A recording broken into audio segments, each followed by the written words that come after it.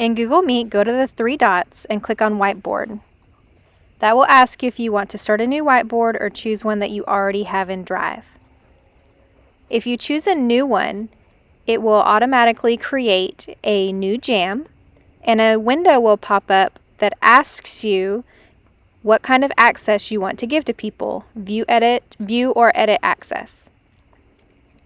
When you click send, it will automatically send all of the participants who are in your Meet a notification, and it will drop the link to that Jamboard in the chat.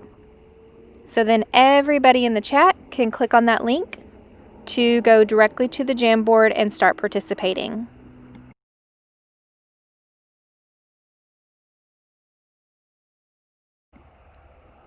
Now we're all able to work on a Jamboard together and still be in our Google Meet at the same time.